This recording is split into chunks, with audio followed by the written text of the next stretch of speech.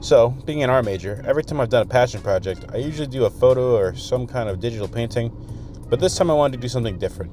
So I'm showing off my video editing skills and my love of video games, and connecting it to some things we learned in the class. Over the course of the semester, we learned a lot about other cultures and their beliefs and religious figures.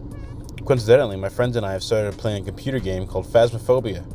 Now, in Phasmophobia, you're a ghost hunter with up to 3 friends going to different locations to gather evidence and find out what kind of ghost is haunting that location. You don't do that. You have like a spirit box? Carla Bishop. Oh, she's right by me. Carla Bishop, if you can hear me, write down something on the pen and paper. Oh my god! Where am I? Dying? Oh, hell no. You have to choose one of the 23 different ghosts that come from different cultures and places around the world, and I'm here to tell you how they connect to what we learned. Here's some quick things you should know about the game before we get started. First, to identify a ghost, you need to find 3 pieces of evidence. This could be fingerprints, ghost orbs, spirit box, but each ghost has a specific set of 3 different evidence traits that link back to that ghost specifically. Second, there are things called ghost events, which is basically just a ghost letting you know that it's around. This could be flying objects, turning on the lights, footsteps, basically anything that won't hurt you. On the other hand, the third thing is called a hunt. This is when the ghost is out to hurt you. If you don't hide and turn off your electronics, the ghost will find you and attack you, ending the game. Now that you know the basics, let's get started. First up is one of the most iconic from Japan, the Oni. In Japanese culture, Onis are humans who died and had their evil ways manifested. They're a physical demon-like being with 1 or more horns and have large, sharp teeth. It's said that some people were even so evil that they manifested into an Oni before even dying. Again, this is shown off in different ways. During a hunt, or when the ghost attacks you, most other ghosts will flicker as they attack. However, the Oni specifically will flicker significantly less, more often being solid, just like in their folklore. Another instance of this is that they will not do an airball ghost event. This is when the spirit will walk through you, and you can hear their breath. I believe both of these are a hint at their more physical nature, compared to that of the other ghosts and spirits in this game. Moving along, we have the jinn, which comes from Islam. It's said that jinn were created by Allah on Thursday, and were much like humans, but much stronger, quicker, and live longer. The story goes that they became very prideful and thought of themselves higher than God, which caused Allah to create humans on Friday. If you simplify their powers to be humans with the ability to control a larger power, it can be seen in the game through their ability to mess with electronics. This is backed up by the fact that they cannot turn off the breaker, for that will eliminate their powers.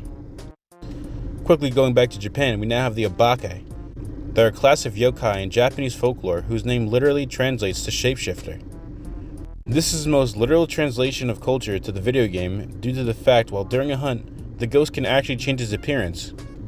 Another trait of the Obake is that its fingerprints can leave up to 6 fingers occasionally. Perhaps this is showing its transformation in progress? Now, I admit these last ones are not non-European cultures, but I thought they were interesting enough to throw in. So, next we have the Myling, which originates from Scandinavia. In folklore, these creatures were spirits of children that had been abandoned by their parents, and they roam the earth looking for someone to bury them properly. It's perceived in-game by making the Myling quiet while it hunts. This may be to show that they aren't looking to attack you, but to use you in help in their search. Another unconfirmed trait is that they may be more active on the spirit box than other ghosts. Another sign that they are seeking your help and plan the rest. Our second to last ghost is the Banshee. I'm sure many of you know what a Banshee is, and know their most iconic trait being their scream. They originate from Ireland, and unlike others, are not spirits of the dead, but an omen of death. Banshee are thought to kill people, but that is a misconception, and in fact their scream is to warn you of the death that's coming. How is this portrayed in game? That's the neat part. It isn't.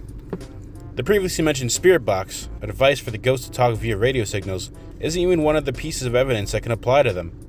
The only thing that could possibly be tied to their history is that Banshees will target one player at a time, moving on to the next. I selected the Banshee to show you that some ghosts can be connected to their history in small and major ways. This sadly does not apply to all of them. And lastly, let's talk about the Revenant. They are also from Europe, and could be argued to be closer in traits of a zombie than a ghost. They are the classic vengeful spirit. Their anger is shown in the game via their speed. During a hunt, if the Revenant spots you, they become much faster, enraged by your sight. Meanwhile, if you're hidden from them, they are much slower, to show that they have nothing to take their anger out on. Well, I hope that was interesting enough to keep your attention, or even want to look further into these stories, or maybe even the game itself. Thanks for watching.